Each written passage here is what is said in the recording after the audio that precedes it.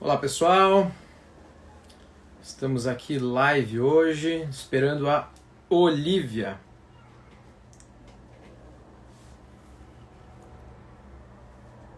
Vamos esperar um pouquinho a Olivia entrar aqui com a gente. Enquanto isso, quem for chegando vai mandando para os contatos aí a transmissão para a gente conversar aqui um pouquinho sobre inflação. Sejam todos bem-vindos. A Olivia entrou aqui conosco. Olivia, arroba Olivia Sensata.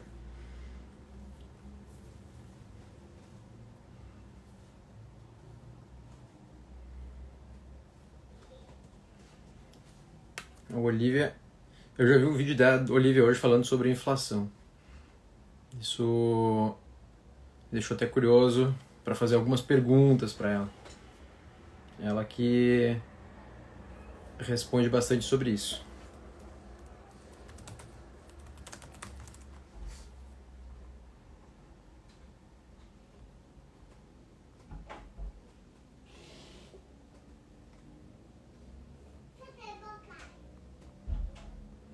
Olá pessoal, tô esperando a Olivia aqui.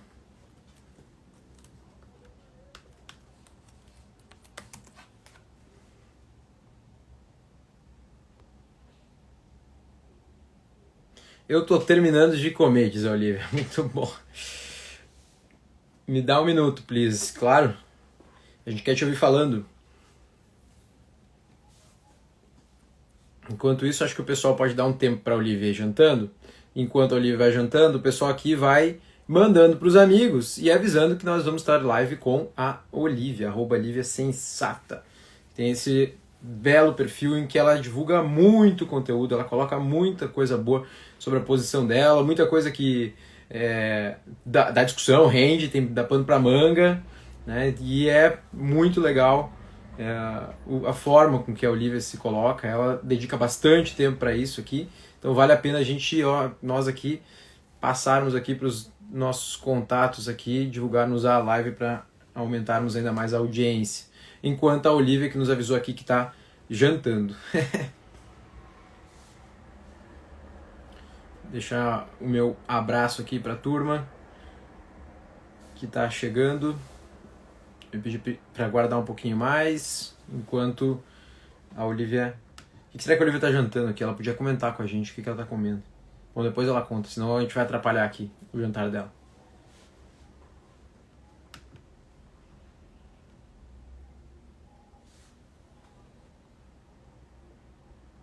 O Paulo Ricardo aqui tá aqui, ó. Oi, Paulo. Eu vou lendo quem entrou na live aqui, ó. Daí o pessoal pode ir dando coraçãozinho aqui, ó. Pra gente esperar a Olivia. Tem a Fábio Belfort, Vini Dias. A Fábio até deu boa noite aqui, ó. Boa noite, desculpa. A Olivia, claro.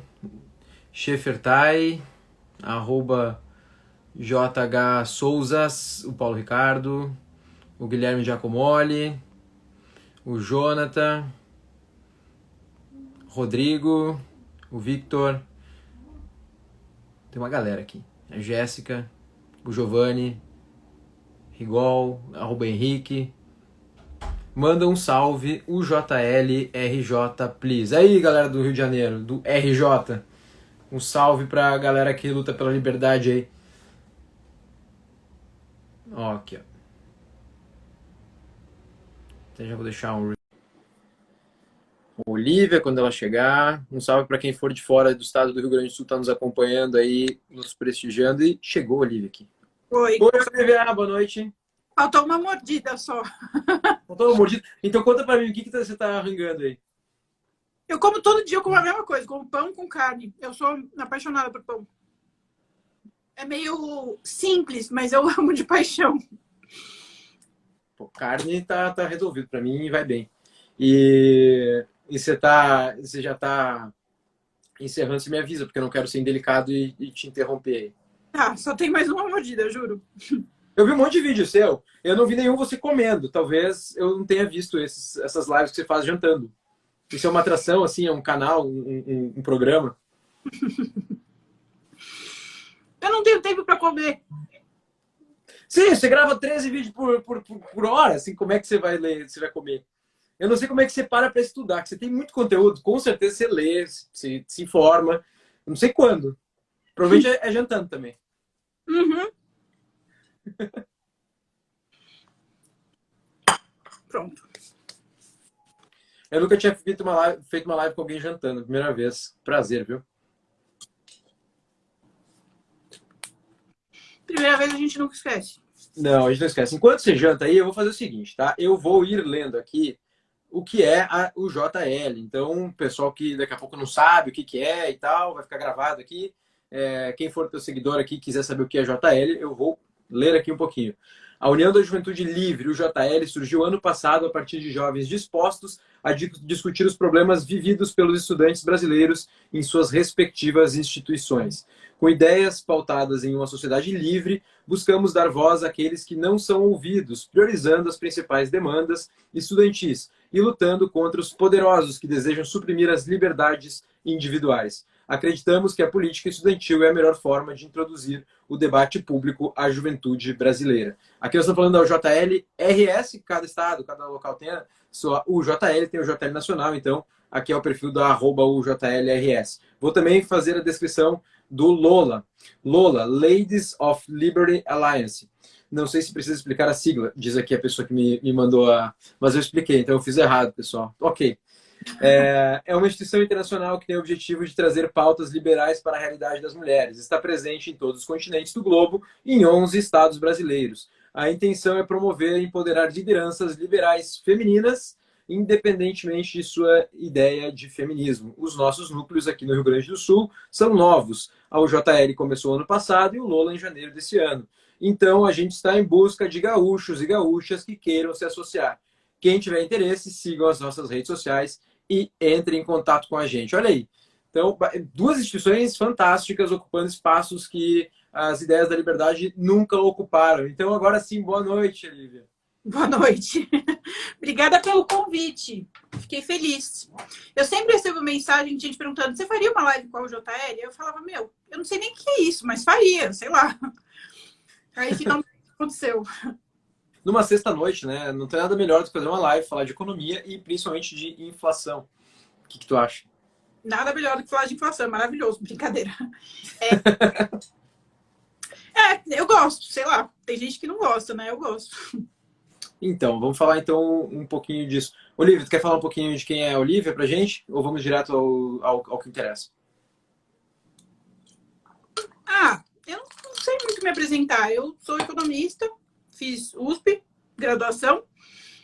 Trabalhei sempre com política pública, sempre com regulação de mercado, enfim, essas coisas aqui no Brasil. Depois eu vou fazer mestrado lá em Chicago, também focado em política pública, mas para desenvolvimento econômico, redução de pobreza, esse tipo de coisa. E é isso, voltei para o Brasil faz pouco tempo. Na verdade, voltei um pouquinho antes da pandemia. Tem um aqui, ó. Aqui deixa um ali que vocês pegaram. Esse é teu pai? Pega o adaptador. Não, acho que é aquele cavalo, assim. Não, esse cabo é meu. Daniela, guria inteligente querida. Olha aí. Eu voltei para o Brasil um pouquinho antes da pandemia. Aí eu fiquei presa aqui por causa da pandemia. Mas é isso, basicamente. E você é uma chicaguista ou não? Eu não sei o que é isso. Você é da escola de Chicago? Eu estudei lá. O pessoal fala que o Guedes é da escola de Chicago. Você não é da escola de Chicago? Pô, mas e daí? O pessoal que faz USP, você fala, você é o pista, sei lá, os pista. A gente não fala isso, né? Depende. Se você vier da Unicamp, o pessoal vai falar. Pode ser. Mas nem E o todo pessoal da mundo. Unicamp é inflacionista também, em geral. Eu conheço economistas muito bons da Unicamp. No geral, não muitos, mas eu conheço alguns muito bons. E, infelizmente, eles vivem pela exceção, daqueles que pensam pelo menos alinhado com aquilo que eu acredito, enfim, aquilo que professa as entidades liberais, mas isso é ruim de ficar generalizando as coisas mesmo. Bora falar de inflação? Bora! E aí, o fantasma tá de volta, Olivia? O que é inflação, primeiro? Tu quer nos ajudar a definir aqui pra galera que acompanha? Inflação é uma alta generalizada dos preços. Não é a alta de um produto específico, mas a alta de algum indicador que compila vários preços de várias coisas e esse indicador tem um acréscimo nos preços. A inflação ela é natural, ela faz parte da economia, é uma coisa que faz parte do desenvolvimento econômico, que a gente tem a inflação. O objetivo nunca é acabar com a inflação, mas sim controlá-la. Então, quando a gente fica preocupado com a inflação, é porque ela está fora do nosso controle. Tá. E nesse momento, dá para dizer o que a inflação está tendendo a estar fora do controle? Nós vamos ver de novo inflação na casa dos 2 dígitos? Não vamos? Nós brasileiros, felizmente, nós temos um pouco de medo de inflação. Isso é uma memória boa, assim, amarga que a gente tem. E, inclusive, isso faz com que presidentes tenham a sua credibilidade em termos de política econômica e sua condição política questionada, né? Por conta de que isso corrói logo o nosso poder de compra e o brasileiro aprendeu a reagir a isso depois da estabilização da moeda, né? E aí, vamos ter isso de volta ou não? É muito difícil falar, é muito difícil prever nesse momento, porque a gente está num cenário ainda de grande instabilidade. A gente ainda não sabe, o governo do Bolsonaro, ele ainda é muito... Ele não tem uma linha definida, então a gente não sabe exatamente o que vai acontecer. E a pandemia ainda não está completamente controlada. Então, a gente não tem os fatores, né? O economista, a gente faz projeção com base em certezas que a gente tem. Se a gente não tem certeza, se a gente só tem incertezas, é muito difícil fazer projeção, né? Tem economista que está com expectativa de alta da inflação, tem economista que não.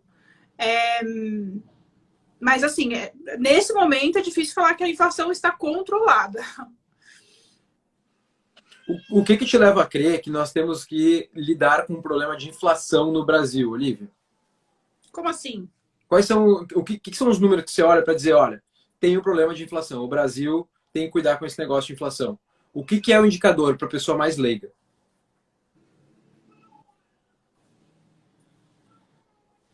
Economia para não economista, assim, o que o cara começa a perceber? Como é que o cara percebe? O cara que não é economista tem inflação, a inflação pode estar saindo do controle. Quando o Banco Central faz alguma ação de controle de inflação, tipo aumento dos juros, e a inflação não estabiliza. Isso é um fator de preocupação. Então, sei lá, qualquer medida de controle ou enfim, de estímulo econômico que os preços continuam subindo rapidamente, fora da meta estipulada pelo Banco Central. Beleza. E a gente viveu um período de alto gasto no passado, né? R$ 1 trilhão, foi talvez proporcionalmente um dos países que mais colocou o pé no fundo no gasto, e aí dá para daqui a pouco dizer alguma coisa sobre a qualidade do gasto. O Meirelles, eu tive um evento com ele, e o Meirelles falava que havia espaço para se expandir a base monetária sem gerar uma inflação, porque os fatores de produção estão tudo parado, etc. Você acha que naquele momento, agora olhando para... Na hora era difícil de dizer o que está acontecendo, certo? Né? A gente se move no meio de uma... No meio da economia normalmente já é difícil, né? Mas no momento em que a gente tem uma grande incerteza, como era aquele momento do início da pandemia, em março do ano passado, quando ele colocou isso, que existiria um espaço para isso. Hoje, olhando para trás, se você pudesse dar um conselho para aquele Meirelles que dizia que havia espaço ainda para isso, você acha que foi uma medida correta, tendo em vista o que aconteceu com a economia depois? O receio da inflação tem a ver com medidas do governo de agora, a incerteza que nós temos para frente, ou o que a gente fez no ano passado é o que está trazendo maior preocupação ainda pela carga de dívida que nós colocamos nas costas da economia brasileira? Nenhum dos dois. Não é uma coisa que está no controle, não é culpa do governo, tanto é que a inflação é global, né? Não é só aqui no Brasil. E se me perguntassem no ano passado, eu falaria para fazer, porque a gente tinha que fazer o que tinha que fazer, assim, não adianta a gente fazer uma política emergencial pensando no longo prazo. É emergencial, né? A gente estava numa situação de crise muito abrupta, então não tem muito remédio, assim, é amargo e é isso. E o que o governo... Claro, há que se diferenciar, né? Que não é exatamente o papel do governo fazer isso, ainda mais agora que a gente tem um Banco Central formalmente independente, né? Mas o governo pode melhorar alguns aspectos da economia, né, que trazem mais segurança, mais baixa dólar, etc., que ajuda a contribuir contribui, né, ajuda a não pressionar os preços que são commodities ou baseados em preços internacionais, certo? O que tanto o Banco Central deveria ou não deveria estar fazendo para controlar a inflação e também a sua contraparte, o governo, o que o governo pode fazer para, no longo prazo, evitar um problema inflacionário? O Banco Central, eu acho a atuação do Campos Neto muito boa. Eu gosto muito dele. Eu acho que ele é um excelente gestor de Banco Central para a crise. Ele está mandando muito bem. Na minha opinião, eu sei que não é a opinião do mercado, eu sei que investidores estão putos, mas do ponto de vista econômico, pensando na economia como um todo, não nos investimentos exclusivamente, ele que segurou as pontas. Assim, se hoje a gente está tendo um crescimento de PIB, única e exclusivamente porque o Campos Neto fez uma iniciativa muito boa. A inflação não é necessariamente uma coisa ruim, não é necessariamente um sinal de má gestão, especialmente num cenário de crise. A gente está num cenário de muita incerteza, vai ter inflação, não tem como não existe nenhuma medida que poderia impedir que isso acontecesse. Nenhuma. Nada. Absolutamente nada que a gente pudesse fazer iria impedir a inflação. Qualquer medida que a gente fizesse seria inócua. E talvez até piorasse a situação dos preços e tal. Então, assim, o que o Banco Central fez, a preocupação maior do Banco Central e mesmo do governo era assim, vamos garantir que a economia continue girando o máximo possível. Vai ter inflação, vai ter aumento de gasto, vai ter consequências que são desagradáveis, mas a gente precisa garantir que as pessoas continuem comendo, enfim, algumas coisas precisam ser garantidas para que a gente não quebre completamente. E foi isso que foi feito. Não que eu acho que a política feita como um todo foi boa. Tem várias coisas que eu discordo, que eu acho que o governo mandou muito mal, mas do ponto de vista da inflação especificamente, eu acho que o Campos Neto mandou bem, porque o foco dele era garantir exatamente que a economia continuasse girando. Então, assim, que o dólar ficasse alto, para garantir que pelo menos um setor da economia fosse continuar exportando, mesmo com a nossa economia interna mais enfraquecida, pelo menos o setor externo estaria ativado. Enfim, outras lógicas que ele priorizou que faz sentido, assim, eu não culpo. Poderia fazer outra coisa? Poderia, mas o efeito provavelmente seria o mesmo. Alguns economistas colocam que a Selic permaneceu baixa por tempo demais. Você concorda, discorda? Então, quem fala isso geralmente é quem está no mercado financeiro e compra título, né? E aí compara com outros ativos, que tá certo, é o papel deles fazer essa análise mesmo. Mas do ponto de vista do desenvolvimento da nossa economia, eu não acho que foi por muito tempo, não. Ele segurou o máximo que ele conseguiu justamente para isso, para estimular que as pessoas contraíssem crédito, retomassem a atividade de investimento em, sei lá, aluguel, abrir negócio, etc e tal, que são coisas que aquecem a economia. Essa era a prioridade dele, não era só controlar a inflação. A Olívia foi nomeada para o Copom hoje. Aliás, ela ganhou todo o Copom. Ela pode decidir o que fazer com a Selic. Ela colocaria para cima, para baixo, fica igual. O que você faria se dependesse de ti, Olívia? Eu não posso responder essa pergunta. Você não pensou? É verdade, você não tem todas as informações que quem está no Copom tem, é verdade. Tem uma pergunta aqui interessante. Em outros países, né, tem alguma inflação baixa ou controlada? Você saberia dizer a política monetária deles? Foi tudo muito parecido com a gente. Claro que tem país que está com a inflação mais controlada do que a gente, principalmente agora com a retomada econômica, tem muitos países que estão conseguindo controlar de fato, mas durante a crise foi uma coisa global, assim, não tem muito para onde fugir mesmo. A gente reclama porque é amargo, mas não tem muito como fugir. Eles fizeram, no geral, eles fizeram a mesma coisa que aqui no Brasil. Alguns foram mais agressivos na impressão de moeda, como nos Estados Unidos. Outros foram menos. Alguns...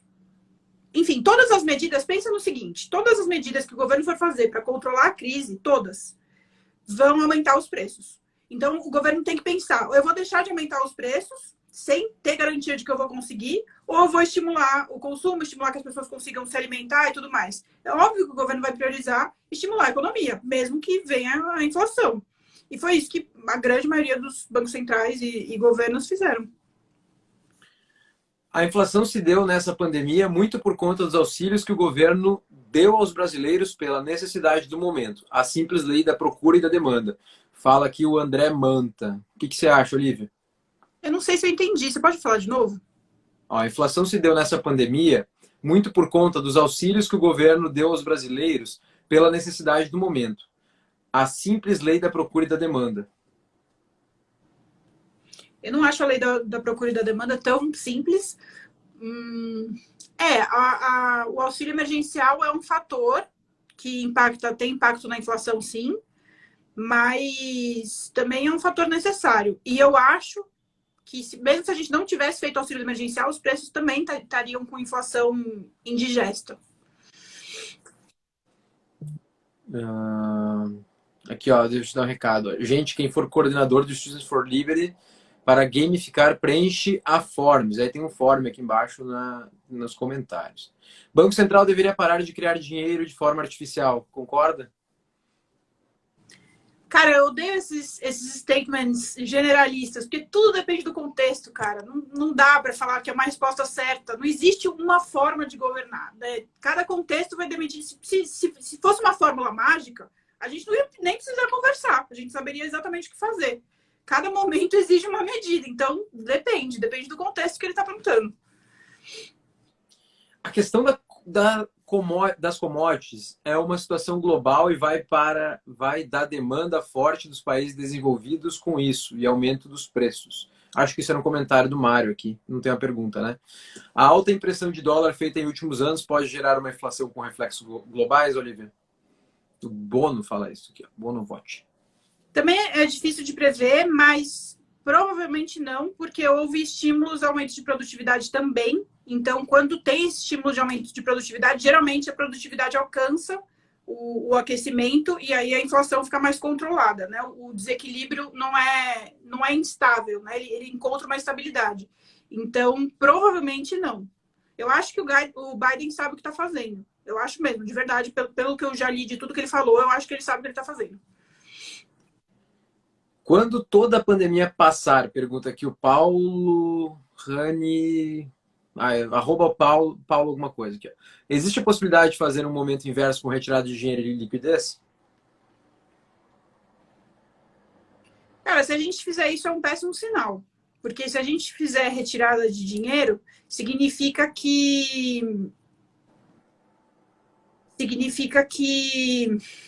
a economia não está com grande produtividade para alcançar a quantidade de dinheiro circulando.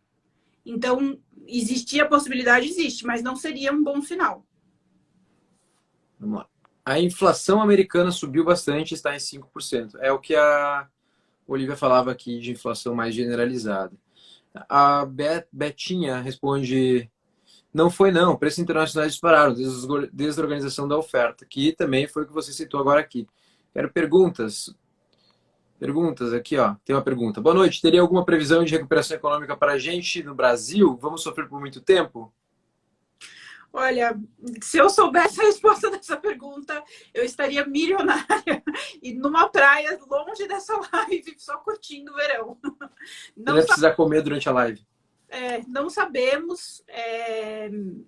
Eu acho, vou falar achismo, isso é total achismo, pode ser que eu esteja completamente errada no que eu tô falando. Que aqui no Brasil vai ser bem difícil, principalmente por causa da política do Bolsonaro e da oposição que o Bolsonaro vem enfrentando, que vem crescente, isso gera maior instabilidade política. Então, tenta lembrar do período do impeachment da Dilma, quanto isso atenuou não, acentuou a crise. A gente está passando por um período parecido. Então, mano, a tendência é piorar. O Gui aqui pergunta, ó, Olivia, para você, qual seria a reforma mais importante no momento para o Brasil? Administrativa, tributária? Depende da reforma. Se for uma reforma mal feita administrativa, melhor não fazer. Então, depende. Se pensando em reformas ideais, assim, reformas perfeitas, que provavelmente não é o que está acontecendo agora, eu acho a tributária mais importante. E qual reforma tributária você acha mais importante, Olivia? Assim, mais importante não. Qual que você das propostas na mesa, assim, o que você olha? Qual que você prefere? Eu não li todas as propostas, então eu não sei. Eu vou falar o que para mim é prioridade. Incentivo à produtividade. Então, não só o empresário rico, né? A gente sabe que empresas grandes têm vários incentivos fiscais. A gente precisa fazer uma reforma tributária que beneficie também o empresário pequeno, até porque grande parte da nossa economia é de pequenos empresários, enfim. Então, esse seria um fator importante nesse momento, porque alavancaria a nossa produtividade e aumentaria a competitividade, enfim, aumentaria tudo da nossa produção, que seria bom. É isso, basicamente. Eu faria o imposto de renda progressivo se eu tivesse esse poder, né? Com renda básica universal, que eu acho que isso também daria um gás para a nossa economia. E é isso. Como vai ser a questão dos dividendos sobre o ganho dos investidores e como ver o reflexo nas empresas? A live é sobre inflação, Olivia. Se você não quiser responder sobre isso, à vontade. Eu acabei de postar um vídeo sobre dividendo. Ainda não sei, gente. A proposta está em discussão, né? A gente não tem nada cravado ainda, está em debate. Qual o efeito da normalização da política monetária do Fed, principalmente taxas de juros para a economia dos países emergentes e principalmente para a economia no Brasil? Carlos Gil. Efeito da normalização da taxa de juros pelo Fed. Ou seja, o que o Fed não está fazendo. É essa a pergunta, será? Qual o efeito da normalização da política monetária do Fed, principalmente taxas de juros? Ou seja, o que o Fed não está fazendo agora, porque o Fed não está preocupado com a taxa de juros nesse momento. Senão eles teriam aumentado mais ainda. Se eles estivessem preocupados com a inflação e tal, eles teriam aumentado mais ainda a taxa de juros, que não é o que está acontecendo nesse exato momento. Aumentado mais, né? Eu acho que a política do Fed, por enquanto, está fazendo sentido. A gente tem que esperar mais uns 2 meses para ter certeza disso, porque a economia americana está respondendo, né? Tá voltando à atividade, está gerando emprego, a galera está voltando a consumir, nananã. E isso tende a estabilizar a oferta monetária que ele fez, né? Que o dinheiro todo que ele colocou na economia. Então, tende a dar uma estabilizada, né? Vai ter mais produção, a produção equilibra com o consumo, e aí a gente tem um equilíbrio dos preços. Mas isso é uma expectativa, pode ser que não se confirme também. Olha aí, Olivia, vejo pessoas de esquerda querendo dar a ideia de que a Suécia tem estado grande e intervencionista. O que dizer sobre eles? Suécia é liberal. Isso não é meu tema da live. Tem até um reflexo na inflação, isso em outro momento, mas não é exatamente isso. Quando a troca de governo, ele é obrigado a concluir o plano econômico anterior ou há uma reformulação imediata de acordo com o plano dele? O plano econômico... Cada um faz seu plano. Cada um governa do seu jeito. É importante entender que o plano do Ministério da Economia, ele é independente do plano do Banco Central. O Banco Central, a macroeconomia, ela é circunstancial, né? Ela é totalmente circunstancial. O que o Banco Central faz hoje, ele está pensando, tipo, em agora e no máximo daqui uns 2 anos, no máximo. Ele não consegue fazer uma ação agora pensando como vai ser a taxa de juros daqui a 10 anos. Não tem como ele fazer isso. Então, é circunstancial. Agora, o plano econômico do governo, não, ele vai fazer um plano de desenvolvimento, por exemplo, que pode levar 10 anos para concluir. Então, o ideal seria que houvesse uma continuidade num bom plano econômico de governo, de Ministério da Fazenda, da Economia. Mas de Banco Central não teria como. Mesmo se fosse o mesmo governo, não teria como. Aqui, ó, o pessoal quer dicas de investimento. Teria algum ramo que poderia tirar proveito do investimento nesse período? Eu acho que deve ter, mas lá a gente tá falando de inflação, galera. Pergunta aqui de inflação. O pessoal quer saber de terceira via. Tu quer falar sobre isso aqui? A gente vai falar de inflação. Tem uma terceira via que é inflacionista aí. Qual? Quem é mais inflacionista dos candidatos para o ano que vem, Olivia? Não tenho a menor ideia. Ninguém apresentou o programa ainda, só o Ciro. Ciro já apresentou o programa? O programa dele é bom? Não. Eu não gosto. Não. Aqui, ó, tem uma pergunta aqui no box também. Sobre impeachment, será que o Centrão vai ficar do lado do Bolsonaro ou vai deixar o barco? Não sei, gente. Vai depender da barganha do Centrão com o Bolsonaro. Eu não estou participando disso, não tenho a menor ideia. Ó, a inflação é a mesma coisa que o aumento da oferta da moeda? Não. Olivia falando tudo. Aqui eu recebi um elogio do Enzo. Obrigada, Enzo. Ó, Ciro Gomes é o maior inflacionista, a pessoa tá colocando aqui. Lula andou falando que não vê problema em imprimir dinheiro. É óbvio que ele não tem problema, ele vai falar qualquer coisa que seja popular, né? Imprimir dinheiro é popular, Olívia. Por que isso é popular? Porque é fácil de entender. A galera entende. Ah, imprimir dinheiro resolveu os problemas, né? Tipo, o problema não é falta de dinheiro, imprime dinheiro que resolve. É muito fácil. Simples assim. Olívia, agora uma pergunta minha. Qual que é o caminho que você vê para o Brasil? Qual que deveria percorrer? Ou o que os candidatos deveriam estar propondo agora para manter a inflação controlada no médio prazo? Os candidatos? Os candidatos a presidente da República, eles apresentam planos de como eles vão levar a economia. Inclusive, alguns apresentam até o seu ministro, né? Geralmente apresenta o ministro da Fazenda, ou tem o cara que capitaneia o plano de governo para dizer que é o ministro da Fazenda, enfim, né? Até tem um candidato que não se elegeu por ter escolhido errado, dizem. Bom, aí a gente vai comprar uma batalha. Porque eu não sou da linha, né? Eu sou de uma linha econômica que a gente acha que o Banco Central tem que ser independente do governo. O governo tem que simplesmente escolher o presidente e o presidente tem que agir, né? O presidente do Banco Central tem que agir de acordo com a necessidade daquele momento.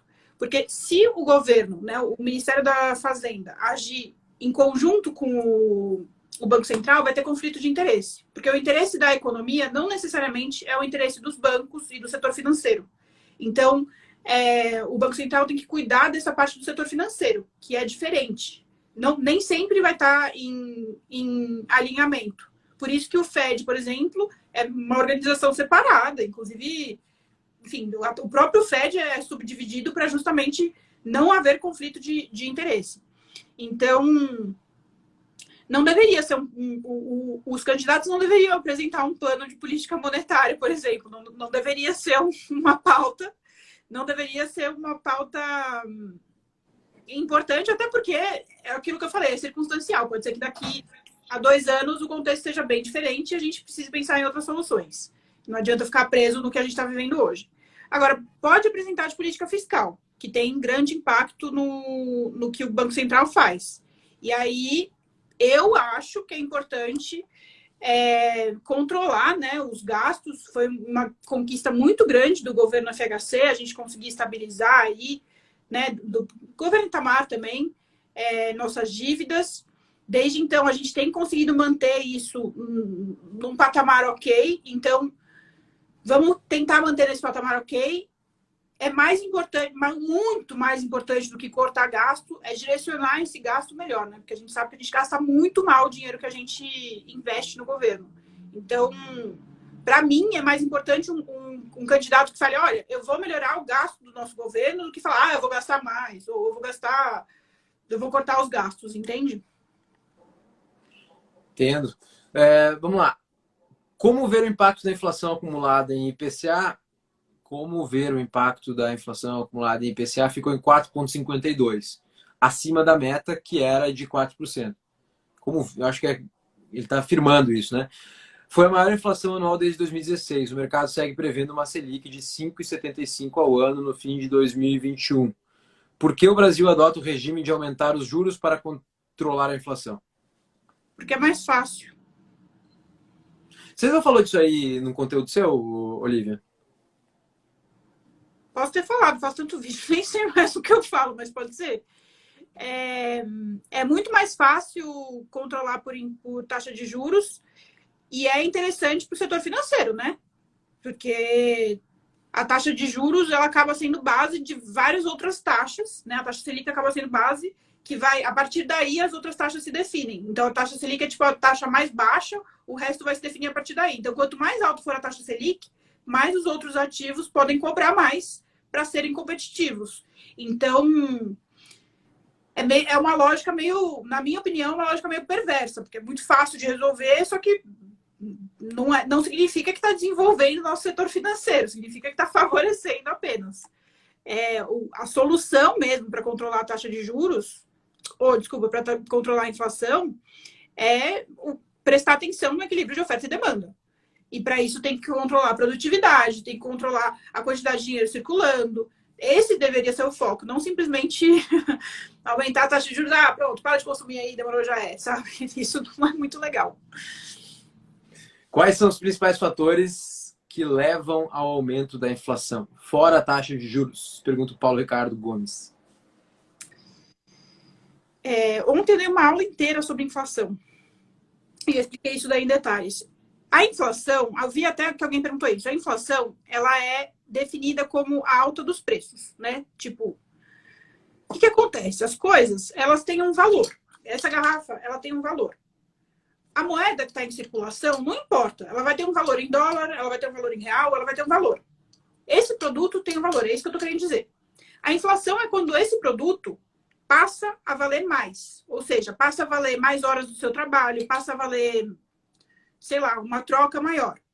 Né? Esse produto passa a valer mais. Por que um produto passa a valer mais? Vocês conseguem pensar? O que faria uma coisa passar a valer mais? O que faz uma coisa passar a valer mais é ter mais pessoas interessadas. Se tiver só essa garrafa e um monte de gente querendo comprar, vai ter gente que vai querer pagar mais alto. Isso gera um desequilíbrio. Então, o que o governo tem que fazer para controlar quando tem esse desequilíbrio é estimular que produzam mais garrafas, para que mais pessoas tenham acesso e o preço fique estável.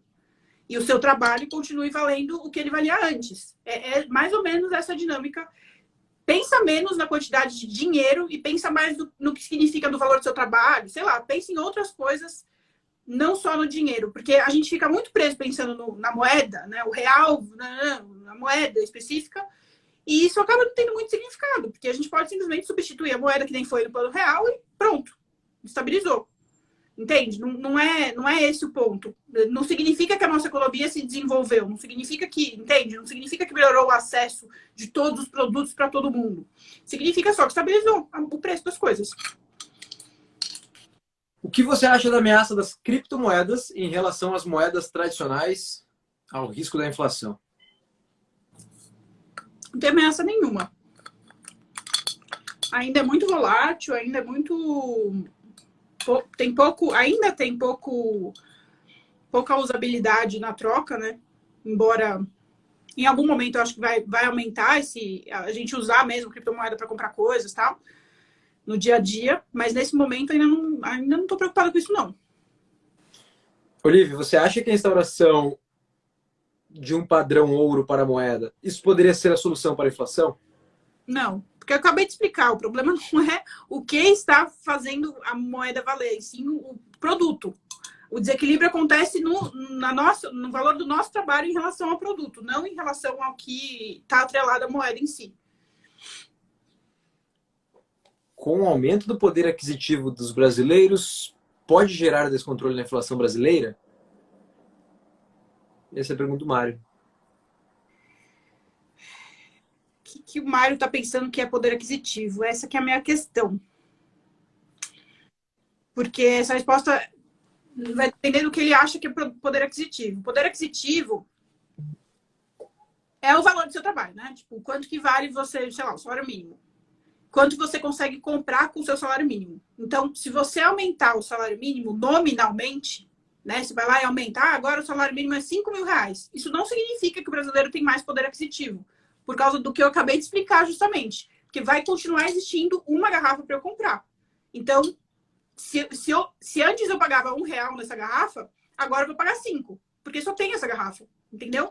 Então, o que faz mudar sei lá, o poder aquisitivo tem que acompanhar a produção. Então, não sei. Poder de compra. Poder de compra, você diz da moeda, não do brasileiro, da moeda do real. Porque do brasileiro tem que estar relacionado com o salário, que está relacionado com a produtividade, é uma outra lógica. Agora, da moeda... pode... Eu não entendi. Qual que era a pergunta mesmo?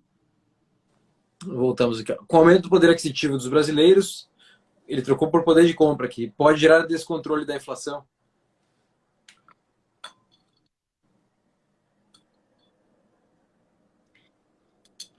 Vamos para a pergunta do Bagatini aqui. Já que o que causa a inflação é a escassez de produtos, como fazer que haja mais desses produtos em nosso país?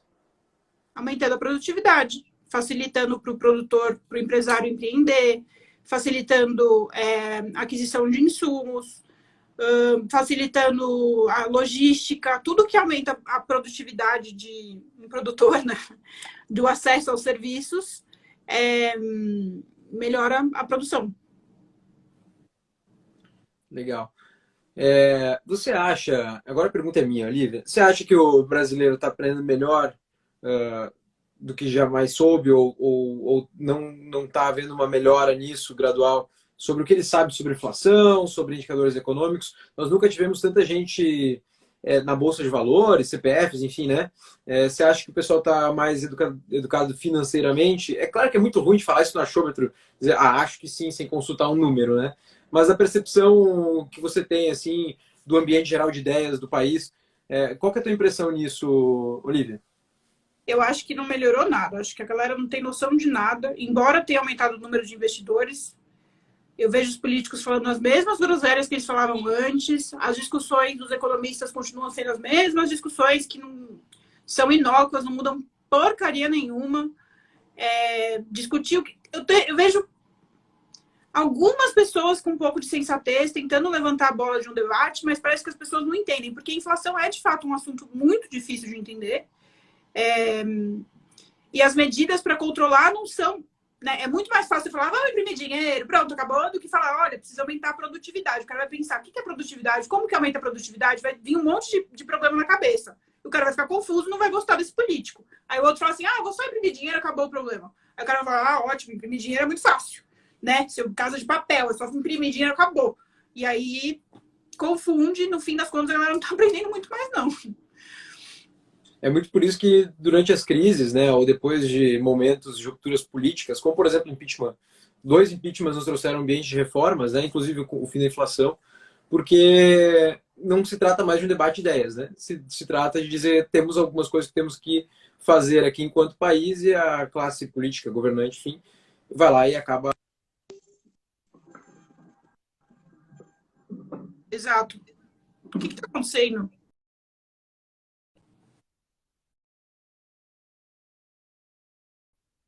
Tá me ouvindo?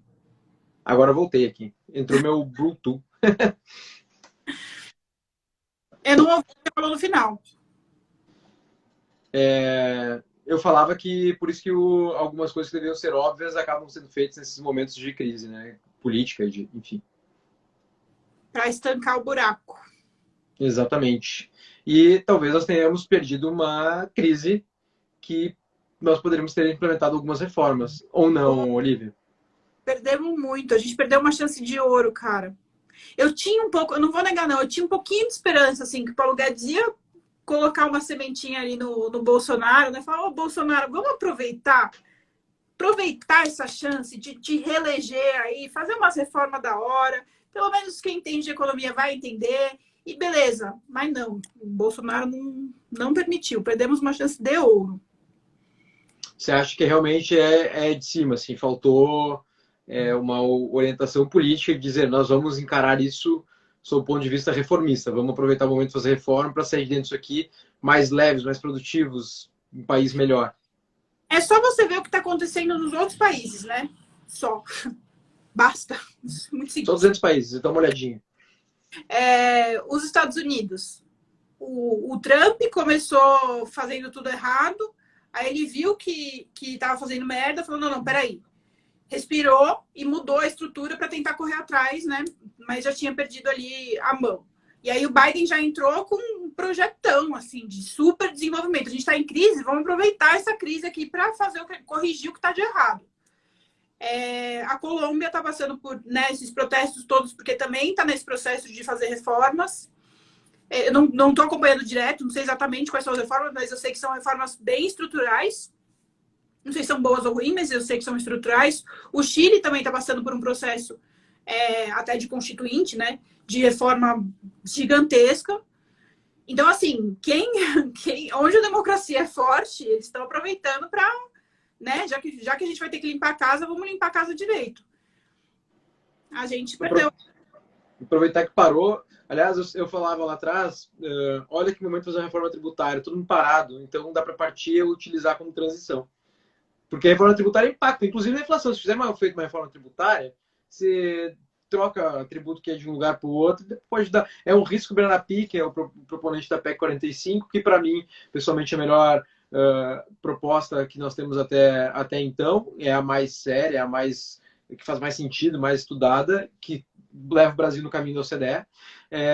E era a hora de ter feito. Pô, o Bernarpi falou, você tem um problema de inflação na transição se fizer mal feito e na minha opinião, era a hora de fazer. Pô, você vai ter todo um desarranjo da economia. Não vai ser nada muito pior do que já está acontecendo. Nunca se viu tudo parado no Brasil. Nunca teve uma situação como essa. Podia ter sido mais ousado nesse momento mesmo, né? Podia. E o API, coitado, ele tá nessa luta faz muito tempo, né? Eu lembro quando eu estava no mercado lá atrás, quando eu estava fazendo política pública, tinha um setor da minha consultoria que falava de reforma tributária, não, governo Dilma, sei lá atrásão, e o Bernardo Api lá trabalhando para uma reforma tributária. O cara tá há muito tempo nessa luta, ele viu, imagina que frustrante, ele viu duas chances de ouro e não vai, sabe? Tomara que agora ele consiga passar por menos alguma coisa. Quem estuda a IVA, né, no mundo, e existe muita gente estudando IVA no mundo, proposta tributária não se faz. Vou corrigir um probleminha aqui, outro ali. Se olha, aí sim se olha para 200 países do mundo, como a gente falou aqui. Aí sim se fica pegando o debate internacional, o que se discutiu ao longo de décadas na OCDE, sabe? E o Brasil, aliás, para quem não sabe, o Brasil é um dos países mais ativos na OCDE. Só que é muito engraçado, a gente participa, e muitas coisas a gente traz para cá e não consegue popularizar, não consegue ter impulso político para fazer. E entrar na OCDE não é um objetivo no fim. É legal entrar na OCDE, fica bacana. Mas o caminho que a gente percorre até entrar na OCDE que é interessante, né, Olivia? A gente vai fazer muita reforma para entrar na OCDE. E aí entrar na OCDE é só a cereja do bolo. Você já vai ter feito o bolo? Exatamente. E focando aqui em liberalismo, é um princípio bem liberal, né? De estipular umas regras, tá aqui as regras, o mínimo que você precisa estabelecer aí. Uma vez que você subiu essas regras aí, que você tá ok, a gente vai ter uma competitividade boa, vai ser lindo. É um princípio muito óbvio, né? Muito justo. Mas a gente não tá nem aí para isso, porque a gente só pensa em eleição. O nosso modelo também, né? Que nos empurra a eleições a cada 2 anos, também atrapalha um pouco, né? Não sei se tem outro país com um arranjo político como o nosso que nos dá essa intensidade de eleições a cada pouco tempo, né? Aliás, a Argentina, por exemplo, tem eleições a cada 2 anos também, o que em parte é um problema. Eventualmente chegaremos em um ponto na qual a reforma dessa será encarada como obrigatória. Já foi, isso já passou do tempo. Essas reformas obrigatórias eram obrigatórias na década de 70 já.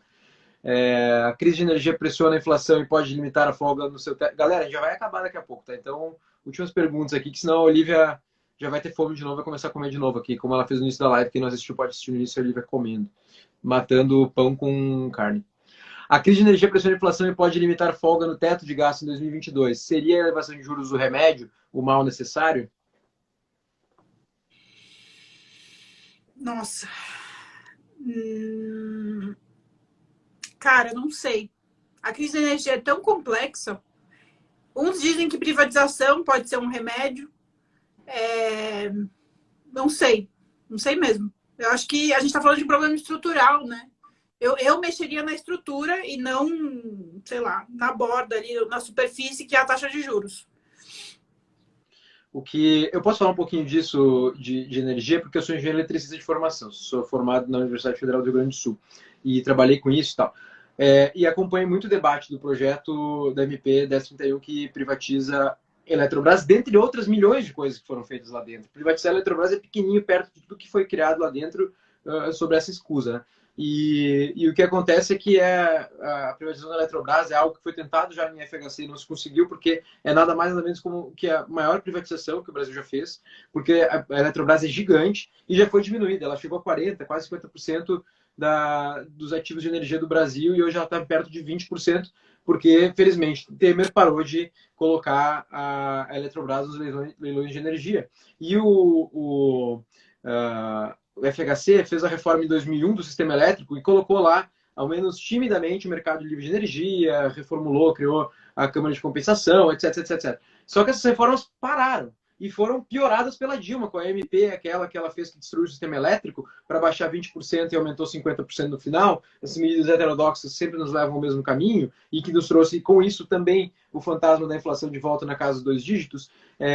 O sistema elétrico foi ainda puxado um pouco para baixo. Estamos diante da maior estiagem que a gente já viu, desde que a gente mede isso, da década de 40, se me falha a memória, e nós não temos um sistema robusto o suficiente, por isso que nós vamos ver, e estamos vendo já o governo anunciar na rádio, na TV, que tem que economizar água, tem que economizar energia elétrica, água, para gerar energia nas usinas hidrelétricas. Quer dizer, veja que situação que nós chegamos porque falta liberdade, falta livre mercado. Então, o plano do governo é basicamente fazer o que não foi feito, que é privatizar a Eletrobras, porque não tem mais jeito, tem que jogar mercado para dentro do nosso sistema elétrico, mas para isso tem que tirar o governo, que é a partir da privatização da Eletrobras, e aí tem que passar, tem um outro PL que está lá no Senado, que debate todo o sistema elétrico, traz livre mercado, você vai poder comprar a energia, não a contratação do serviço de distribuição, mas a energia você vai poder contratar de quem você quiser, vai ter o livre mercado de energia também. Quer dizer, a solução está aí, é no liberalismo, é reforma estrutural. Interromper um segundo. Você sintetizou em muito pouco tempo um monte de informação. Eu fico impressionada com isso. Aí vem uma pessoa que não tem a menor noção. Eu fui humilde, eu falei, não manjo muito do setor energético, não posso falar muito, não sei. Para mim parece ser um problema estrutural. Simplifiquei assim. Você foi lá, você tentou simplificar para a galera. E aí vem umas pessoas que não têm a menor noção do que tá falando e vem dar umas opiniões, tipo, não pode privatizar. Tipo, é um problema complexo, você precisa entender a fundo, não dá para formar uma opinião assim. Mas é isso mesmo, é difícil. E é assunto elétrico, é assim como a inflação. Quer falar sobre isso? Dá para escreve livro, você vai longe, né? Mas a gente não tem a noite inteira aqui, já estamos há uns 50 minutos aqui, mais ou menos, né, Olivia? Eu quero te agradecer imensamente em nome da UJL, União da Juventude Livre do Rio Grande do Sul, o JL Livre RS, o J Livre RS. Sigam aqui, ó, fica aqui em cima, né? Sigam aqui, é ruim de pronunciar o arroba do negócio aqui. E quem estiver eventualmente assistindo pelo JL já segue a Olivia aqui, que ela sempre tem conteúdos muito bacanas aqui pra gente. E também quem quiser me seguir é @DouglasSander, eu falo sobre o setor elétrico pra caramba. Escrevi um artigo no Boletim da Liberdade de Semana, Olivia, te recomendo lá também sobre justamente isso. Lembrando de uma coisa, em 2001, para quem gosta de política, 2002 foi a eleição do Lula, né? 2001 teve crise no sistema elétrico, né? Essa crise que a gente está falando aqui justamente por conta de uma estiagem de um sistema que era ruim, era estatal e péssimo. E nós estamos justamente no ano ímpar, com uma grande estiagem e ano eleitoral ano que vem, e aí esse fantasma aí da volta do PT pode estar andando a partir também de um fato curioso que se repete. Que a gente melhorou muito e ainda assim continua ruim, né, velho? Exatamente. A gente melhorou muito, piorou e tá tendo que melhorar muito em pouco tempo agora. Então tá, Olivia, quer dar uma última palavrinha aqui, dar um tchau pra nossa galera? Nossa, eu não entendi nada que você falou. Eu falo muito rápido, né? Muito. Quer dar um tchau pra galera aqui, uma última palavrinha? Cara, eu só quero agradecer. Eu, na minha época de estudante, não tinha nada liberal, não chegava nem perto, era só PT, PT, PT, PT, PT. Então, eu fico muito feliz que vocês consigam ter um canal aí que cresça muito. Se vocês precisarem de qualquer coisa, eu tô aqui para ajudar, porque as organizações estudantis, enfim, de formação de jovens, precisam dar essa guinada liberal aí. Você já está ajudando um monte. Só de dar visibilidade, de investir 1 hora do seu tempo aqui conosco, já é sensacional. Muito obrigado mesmo de coração, em nome de toda essa galera que está se mobilizando para ter uma alternativa na universidade. Quem quiser participar, manda inbox aqui que a turma responde. E é isso. Boa noite, Olivia. Obrigadão pelo bom papo, pela boa conversa, pelas respostas para a galera daqui. Obrigadão. Tchau, tchau. Tchau, boa noite.